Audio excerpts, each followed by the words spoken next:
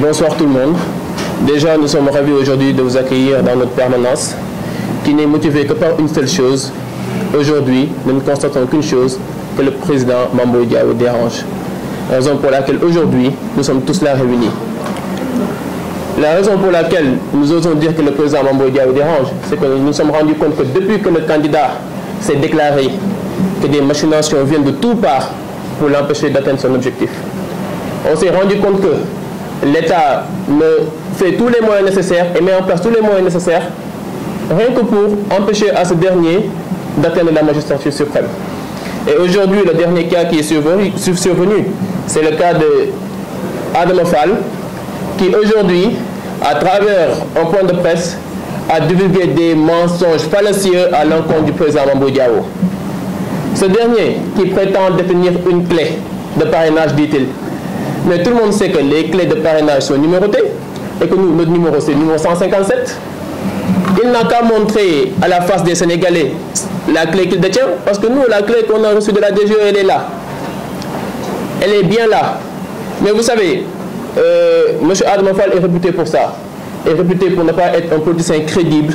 Il est réputé pour être versatile. Il est réputé pour n'avoir aucune conviction politique. Et c'est ce qui est dommage. Si aujourd'hui au Sénégal, on en est encore là à ce stade, c'est parce que nous avons encore ces genres de politiciens aujourd'hui. Mais nous, notre politique est basée sur des convictions, est basée sur des valeurs. Et toute personne qui ne partage pas avec nous ces valeurs et ces convictions ne peut pas rester avec nous. Et c'est ce qui est arrivé. Monsieur Adama Fall n'a jamais déposé de fiche de parrainage ici au sein de la permanence, jamais. Même au sein de la Médina qu'il prétend être, il n'a même pas plus de 2 personnes derrière lui. Qui connaît une base politique à M. Adama Fall? Si ce n'est juste de réclamer qu'il est de Médina, si ce n'est juste de se réclamer être derrière certaines forces politiques. Donc quand il a décidé de rejoindre le président Mame Boye Diao, nous étions déjà au courant que c'était un potentiel traître, si je peux ainsi dire. Et c'est aujourd'hui ce qu'il nous a montré. Il a été certes le délégué régional de Dakar, mais depuis le 26 octobre, officiellement, nous lui avons démis de ses fonctions pour la bonne et simple raison que, malgré que nous sommes dans l'opposition, sachez que nous sommes même plus informés que le chef de parti Amadou Ba de ce qui se passe au sein de son parti politique. Nous sommes au courant de toutes les machinations qui sont contre nous. Nous sommes au courant de tout. Maintenant, dans sa quête, évidemment, il a essayé d'emporter avec lui, selon-il, certains délégués régionaux. Mais savez une chose, jusqu'à l'échéance du parrainage, on a la capacité de pouvoir changer nos délégués régionaux. On a la capacité de le faire. Ceux qui sont partis, on a pris acte, il n'y a aucun problème, mais on a la capacité, encore une fois, de les changer. Ça, c'est une chose. Et la deuxième chose, ces gens-là qui étaient avec lui n'ont aucune représentativité au sein de ce mouvement. Aucune.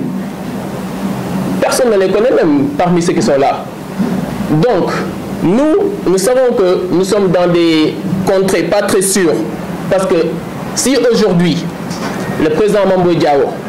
est victime de toutes ces machinations, c'est juste parce que c'est à cause d'une chose, c'est parce qu'il dérange.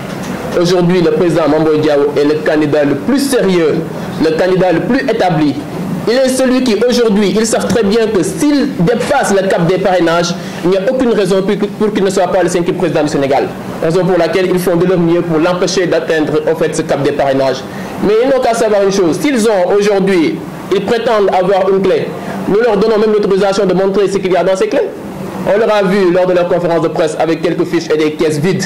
C'est ça la vérité. Ces caisses sont aussi vides en fait que leur conviction et même leur engagement qu'ils n'ont jamais montré au sein de ce mouvement. Raison pour laquelle nous, on a su dès le début à quel genre de personnes on a eu affaire. Maintenant, juste nous voulons rassurer les Sénégalais du fait que nous maîtrisons nos bases de données. Aujourd'hui, la clé que compte les parrainages, elle est bien là avec nous. Elle n'est nulle part ailleurs. Aujourd'hui, nous savons même que certaines machinations ont fait qu'ils ont même voulu attaquer là où on saisit nos parrainages. Raison pour laquelle le président a même changé la serrure en fait, de ce dit lieu. Donc, tous les jours, à toute heure, nous sommes confrontés à des choses qui viennent vers nous et qui ne sont motivées que par une chose. Parce qu'aujourd'hui, le candidat Amadou Ba, qui est l'un des candidats les plus impopulaires, ne trouve rien d'autre à faire que de vouloir venir démarcher les gens qui seront avec nous. C'est à là qu'ils s'en sont réduits actuellement. Ils n'ont pas de programme sérieux à donner aux Sénégalais. Ils n'ont pas de discours portant qu'ils ont à donner aux Sénégalais. Mais ils n'ont identifié que le candidat qui potentiellement, avec tout ce qui est derrière lui, le prochain président. Donc ils décident de prendre des éléments dans ses rangs. Maintenant, le président Mame Boye Diao, lui, c'est une personne de conviction. Et il n'avancera qu'avec des personnes de même augure que lui. Ça, c'est pour rassurer les Sénégalais. Nous sommes au courant des centaines de millions qu'il donne. Nous sommes au courant des voitures qu'il donne. Et même qu'il propose à certains qui sont ici dans notre mouvement. Mais ils savent que notre combat va au-delà de l'argent, va au-delà de l'intérêt personnel. Notre combat est un combat de principe, c'est un combat de valeur. C'est un combat pour des lendemains meilleurs pour le Sénégal. C'est là où nous en sommes actuellement. Aussi, pour dire une chose, la crise au sein des rangs de Benno Bokk Yakaar, moi je pense que c'est même vers ça qu'on doit s'attarder le plus. Parce que nous savons qu'aujourd'hui, qu'eux-mêmes, ils n'osent pas traîner dans certaines contrées au Sénégal, alors que nous circulons partout au Sénégal. Partout où nous allons, nous sommes adulés. Partout où nous allons, nous sommes érigés à notre juste valeur. Alors que ça, dans les rangs de Benno Bokk Yakaar, ils n'osent pas le faire. Raison pour laquelle aujourd'hui, comme je l'ai dit tantôt, toute leur machination est tournée contre le président Mame Boye Diao. Maintenant, pour finir, juste dire que jusqu'à l'échéance des parrainages, nous continuons notre travail de parrainage. Nous allons continuer notre combat avec les gens de valeur, des gens de principe, avec les gens qui aujourd'hui sont avec nous pour un Sénégal nouveau. Et bien évidemment, tout autre aventurier politicien que ça puisse être ne peut demeurer avec nous. Parce que les valeurs que nous incarnons sont des valeurs d'abord intrinsèques chez une personne. Si une personne ne les a pas, elle ne peut pas en fait véhiculer avec nous ces messages-là. Raison pour laquelle, que ce soit Adama Fall, que ce soit qui autre, bien évidemment, ce ne sont pas des choses qui nous empêcheront d'atteindre notre objectif. Maintenant, il y a l'un d'entre eux qui s'est déclaré être le secrétaire général, dit-il. Disant même que c'est un poste très important, certes, mais nous rappelons qu'il n'a jamais siégé en tant que secrétaire général dans cette coalition, jamais. Il n'a jamais siégé.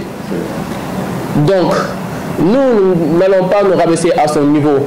à le répondre, mais juste dire que nous allons continuer notre visée et notre combat avec des gens qui incarnent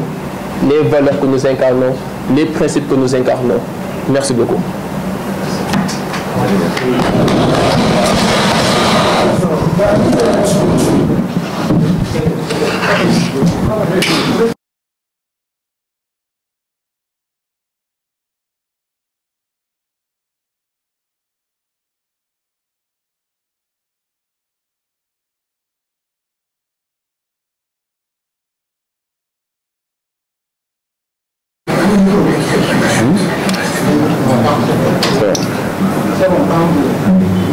D'accord.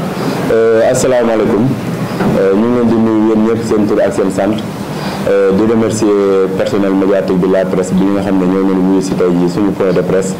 fii si suñu siège coalition Diao 2024 le Sénégal en mouvement di nuyu camarades jeunes yi nga xam ne yëpp ñu ngi ci salle bi tey ñëw teewee point de presse bi di wax ne li tax ñu woote tey point de presse dafa fekk ne dañoo nekk en politique te boo nekkee en politique bu situation politique bu bees amee war nga mën a woote wax ak askan bi war nga mën a woote wax ak coalition Diao 2024 woo militants yi woo camarades yi woo sympathisants yi wax ak tamit li nga xamante ne mooy opinion sénégalaise di wax ne tey ñu ngi en politique te kuy wax politique wax ne politique train buy daw la train buy daw nag saa su nekk dina am ñuy yéeg am ñuy wàcc politique train la buy daw arrêt bu mu yegg am ñuy yéeg am ñuy wàcc di wax ne buy wax ne politique lépp a ngi ci biir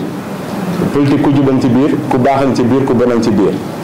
politique tey jii bu ñu koy wax di fàttali histoire politique sénégalaise dañuy rappeler ne histoire politique sénégalaise l'histoire est faite de trahison yoo xam ne que tey jii boo xoolee ascension Ablaye Wade pendant 26 ans muy mën a ay combat politique bëri na ñu ko waroon ci yoon bi te bi mu yeggee au pouvoir ñooñu ñoo ñëwaat bokkaat ak moom nguur gi àndandoo ak moom géré di rappeler ne le président Macky Sall bi mu nekkee ci yoonam nekk doomu Fatick bëri na ay doomu Fatick yoo xam ne dañ ko waroon dañ koo jàppale ci combat bi wala ñu dugg ba ci biir nguuru Ablaye Wade rocci waat leen ñu daal di wane ginnaaw dem topp Ablaye Wade bàyyi Macky Sall mais bi Macky Sall faloo dafa ubbiwaat ay buntam yaatal boole leen ci nguur gi mën nañ ci lim ñu bëree bëri kon tey bu ñu demee ba fii ku toll ni président El Hadji Mamadou Diawo am jaar-jaar bu mu am carrière bu mu am yoonam bokk ci Benno Bokk Yaakaar ñu dem ba foo xam ne dañu faa toll maanaam li may faral di rappeler la déclaration du 3 juillet président Macky Sall ne moom jeexal na fii la yoonam yem président El Hadji Mamadou Diawo yàgg nekk un leader jeune sociable généreux ouvert yàgg ubbi ay buntam ci ndawu APR surtout jël la responsabilité sur lui-même de dire damay dem à l'élection présidentielle parce que am naa gis-gis bu mu bëgg indi Sénégal damay dem à l'élection présidentielle parce que Sénégal bëri na fi loo xam ne tey ji mu ngi fiy sooxe ma gisoon ni ci nguuru Macky daanu dajul suuf Macky Sall ci fukki at lépp li nga xam ne tey ji amoon na ko ci yéene Sénégal amaana mënut a def lépp amaana mënut a mottali lépp président Mame Boye Diao yàgg nekk ki nga xam ne dafa jege woon président de la République yàgg ànd ak moom dans les missions def le territoire national nekkoon le directeur de campagne en 2017 ànd ak le candidat Boun Abdallah Dionne tête de liste nationale def le tour du Sénégal ñëw en 2019 Macky Sall teg directoire de campagne de 3 personnes à savoir la présidente Aminata Touré Souleymane Jules Diop bii di wax barki démb ak kii nag bi di wax le président El Hadji Mamadou Diawo pour dire que jaar-jaar boobu noonu daf ko may expérience jaar-jaar boobu noonu daf ko may mu wër Sénégal wër le territoire national te ku wër Sénégal wër territoire bi nga xam fii sooxe fii yëf yi baaxee ak tey jii bu ñu jëlee réew mi lan la war a jooyanti Mame Boye Diao yàgg accompagner un président de la République am expérience boo xam ne am na ko tey président de la République dem ba tekki nombal tànkam ne man dematuma président Mame Boye Diao jël responsabilité sur sa personne ne man dinaa dem ci Sénégalais yi présenter leen programme présenter leen vision présenter leen gis-gis tey jii Sénégal li fi sooxe dafa bëri mun na ne tey jii barki démb rek ñuy wax problème immigration clandestine pour dire que bu dee politique de jeunesse échec dafa am bu fekkoon tey jii am na réussite bu ñu dem ba en 2023 xale yi di jël gaal gi bu ñu demee ba en 2023 jigéen ñi financement yi ñu doon jooy démb ak barki démb moom lañ continuer di jooy président Mame Boye Diao taxaw tey jii mu ne man de les femmes autonomisation des femmes am na lu ci Macky Sall def waaye man am na lu ma ci mën a indiwaat ba ci cadre boobu je pense si la tegee programme day wax ne que dans le futur su ma jotee réew mi dinaa teg li ñuy wax la banque nationale des femmes pour autonomiser les femmes pour dire que leader bu ñu àndal ñun ñu gëm ko nekk ay ndaw dafa nekk leader bu am vision am gis-gis am yéene ci Sénégal ci kaw yéene boobu nag ay ndaw dañ ko ciy jàppale ay jigéen dañ ko ciy jàppale ay mag ak ay xale te tey ji boo xoolee salle bi ñu la wër ñëpp ay ndaw ñoo fi nekk ñu koy sante yàlla siège bi ñu nekk tey bi ñu ko ubbee ba tey président Mame Boye Diao déclaré candidature am saa su nekk boo xëyee suba ba ngoon dañuy recevoir ay audience de 8h à 4h du matin ba ci parrainage yi ñu toll nii chaque jour ngeen gis ay dépôt de parrainage fii si biir siège bi parrainage yi kenn ku si ni si ñun boo xoolee ST WhatsApp am da ngay gis muy partager en direct le dépôt des parrainages pour dire que li ñuy liggéey nekk na loo xam ne askan bi yëpp ñu ngi koy seede te li ñuy liggéey tamit ñu ngi koy tax askan bi ak opinion sénégalaise bi di ci teg seen bët di delluwaat di wax ne li ma waxoon sànq rek histoire politique moom boo ko xoolee trahison moom moom histoire politique ñoo ànd waaye loolu terewul ñun ñu ànd ak Mame Boye Diao dëggu fas yéene ànd ak moom ba keroog yóbbu ko à l'élection présidentielle fas yéene fexe ba def ko le 5e président de la République fi ñu toll nii muy wàllum parrainage bi nga xam ne moo waral coow li dañuy rappeler la jurisprudence Djibril Ngom ki fi jëloon ay parrainage ñu yóbbu ko palais présidentiel di rappeler ne nit yàgg na fee ne ci parti liggéey ànd ak ñoom ba si yàgg daal di roccee ko dem di jàppale keneen di ñëw ci kaaw ñi fi doon def point de presse tey dans la journée di wax ne dañoo bàyyi coalition Mamadou Diawo dem jàppale le candidat du parti au pouvoir ñun ba ñuy liggéey président Mame Boye Diao dafa jël doomu Fatick muy Massène Papa Gueye mu jox ko ne ko yaay sama mandataire national ba si léegi rek daaw de mi nga xam ne moom mu jiitu ci parole bi le coordinateur des jeunes wan na leen clé bi nga xam ne tey jii moom la ñu la DGE remettre candidat bu nekk ak sa clé bi nga remettre ak sa numéro candidature boo jëlee tey jii parti au pouvoir ka la ñuy représenté clé boo demee xool da nga ciy gis le numéro 117 nga ñëw ci candidat El Hadji Mamadou Diawo boo xoolee clé bi ko nga xam ne tey jii moom léppam fii la war a nekk clé bi numéro baa ngi nii 157 la donc keneen ku dem bëgg jaay sa bopp wala bëgg woon nguur gi nag am na lu ma tëyee ci président Mame Boye Diao dañuy wax askan bi ne ñee doon wax tey tëyewuñ dara loo xam ne tey jii mën na yàqal Mame Boye Diao lu toll ni bën mbiri puso parce que Mame Boye Diao am na carrière am na jaar-jaar ñun ñi mu àndal dañu nekk ay acteur politique te ba ñuy jug di ànd ak moom xamoon ne ñan la ñuy jàkkaar lool ba ñuy jug di ànd ak Mame Boye Diao dañoo xamoon bu baax ñan la Mame Boye Diao di jàkkaar lool régime bi fi nekk seen i pratique ñëpp xam neen ko buñ la mënul jënd ci alal la koppar wala teraanga àdduna jaar tuumal la fii dañ fay am ay jurisprudence te tamit régime boobu may wax ni tey jii bu ñu xooloon seen digganteeg Ousmane Sonko ci kaawu Adji Sarr xool seen digganteeg Djibril Ngom mi sàccoon parrainage dem déposé ko am na pratique yoo xam ne régime bi tey dafa waroon rompre ak moom et c'est malheureux que ñu dem ba en 2023 Macky Sall mi nga xam ne moo ñu doon jiite dem ba dellu ginnaaw parce que xam na ne lu bëri askan bi nangootuñu ko Benno Bokk Yaakaar li gën a probable jamono bi ñu toll mooy Benno Bokk Yaakaar bu demoon élection mën na am deuxième wala troisième sax du ko génn tey jii nii bu ñu ñëwee ñu ne coalition Diao 2024 c'est une coalition qui a seulement 3 mois d'existence 3 ou 4 mois d'existence nga gis coalition boo xam ne dafa am 10 ans au pouvoir di trembler devant la coalition Diao 2024 parce que dëgg neexu na loolu moo am coalition Benno Bokk Yaakaar dafa nekk di trembler devant la coalition Diao 2024 bu ñu demee ba ay nit yu bokk ci Mamboy ñu dem di leen jéem a récupérer ñenn ñu leen jox ay teranga pour xëcc leen boole leen ci kon xanaa li nekk ci parti au pouvoir dafa bëreetul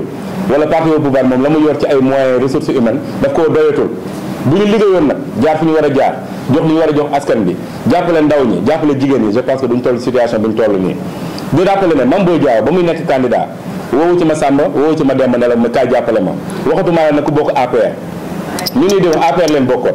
Mame Boye Diao ba muy déclaré candidature amul kenn si ñun koo xam ne dalaa woo téléphone ne la ñëwal nga jàppale ma dafa demee loyauté am ak ngorom engagement am man mii di wax ba mu ko njëkkee ne ko président da ngay dem candidat te boole woo ma ci mu ne ma Omar man képp koo xam ne da nga nekk biir APR sama loyauté ak sama engagement mayu ma may dem naan damay rocc ay nitu APR sénégalais yi 18 millions leen te 18 millions yi lu ma 200 000 wala 300 000 nekkuñ ci APR te bëri na sénégalais yoo xam ne tey jii dañoo won nguuru APR ginnaaw pourquoi pas Mame Boye Diao dem xool ñooñu leen métti ànd ak ñoom construire benn projet sénégalais bu nouveau te je pense que tànk yooyu la toll ki ñuy wax tey ji Adama Adis Fall nekkoon suñu délégué régional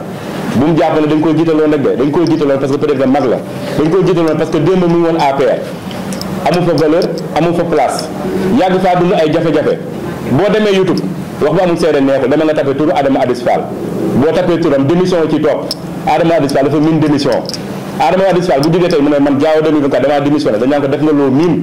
ndaxte boo demee YouTube tapé Adama Adis Fall balaa ngay yeggale ñu bind moo démission wala moo trahison donc kooku bu jógee tey mu daf ñoo bàyyi dafa mel ni dara xewul parce que ñu bañ koy jiital Dakar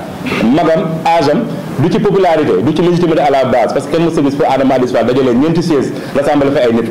coalition bi ñu bokk ak moom jiital ko muy jëlee région jiitaloon ko parce que may rappelé depuis le 26 octobre coalition bi jël na dogal notification baa ngi nii yónnee ko DGE ne Adama Adis Fall ñun teggi nañ ko suñu délégué régional depuis le 26 octobre ba tey acte bu mu yëkkati teg ko da koo def ci turu boppam xëy na nag boo waree dem jaay sa bopp feneen boo waree dem seeti ji waa nguur gi nga xam ne tey jii téyetuñ dara parce que damay faral di wax Benno Bokk Yaakaar c'est un géant aux pieds d'argile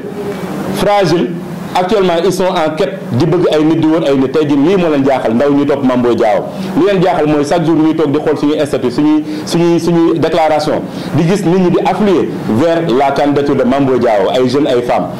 Mame Boye Diao bu dul woon candidature bi am na benn njëriñ wala candidature bi am na ku mu tiital kon je pense bu ñu ñëw suñu biir di jëm a rocc ma Samba wala ma Demba ñi fi nekk candidat bëri na kenn demul ci biir waa kër Déthié wala waa kër Massamba wala ma Demba dem di fa jéem a rocce ay nit waaye nag c'est normal qu'on s'attaque à Mame Boye Diao parce que comme ni ko Daouda waxee c'est la candidature qui dérange c'est la candidature bi nga xam ne jeunesse yi dañ ko porté c'est la candidature bi nga xam ne que famille dañ ko porté te du dara nag joxul kenn dara digul kenn dara parce que on est dans l'opposition te loolu on l'assume